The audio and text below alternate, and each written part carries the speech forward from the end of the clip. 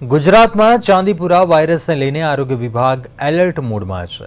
આરોગ્ય મંત્રીના જણાવ્યા પ્રમાણે અત્યાર સુધીમાં 3 બાળકોના મોત થયા છે, જેમાં ગોધરાથી વડોદરા ખાતે દાખલ 2 બાળકો અને હિંમતનગર સિવિલ હોસ્પિટલમાં સારવાર હેઠળ રહેલા રાજસ્થાનના એક બાળકનો રિપોર્ટ પોઝિટિવ આવ્યો હતો। ઉપરાંત વિસનગરના એક બાળકમાં પણ ચાંદીપુરા વાયરસની પુષ્ટિ થતાં તેને વડનગર હોસ્પિટલમાં સારવાર આપવામાં આવી રહી છે।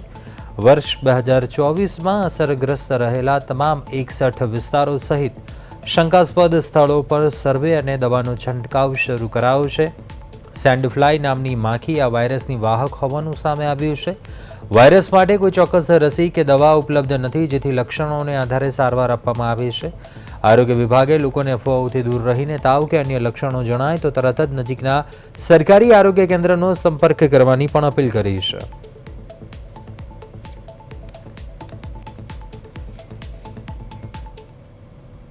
61 પ્લેસ જે હતા ગયા વખતના દર્દીઓના એ તમામ જગ્યાએ સર્વે થશે કરવા માટેની સૂચના આપી છે ને ત્યાં પણ દવાનો છંટકાવ વગેરે।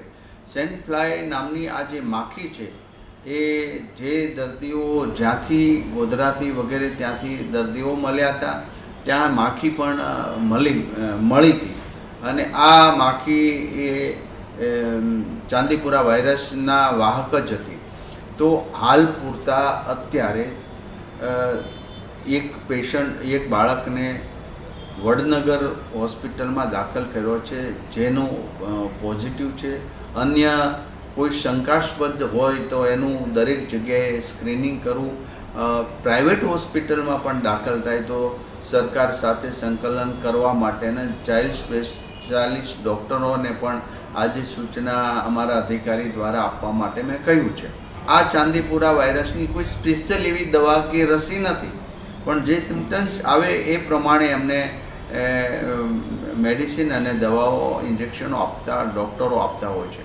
માટે અત્યારે કોઈ જ એવું ગભરાટ ફેલાવવાની એ જરૂરિયાત નથી, પરંતુ સાવચેતી રાખીએ આપણે કે બાળકને તાવ આવતો હોય કે તુરંત પહેલું થયું તો નજીકના સરકારી દવાખાને અથવા પીએચસી સીએચસી સેન્ટર કે સબ સેન્ટર હોસ્પિટલ પર એમને લઈ જઈ એમની સારવાર માટે કરીએ છીએ।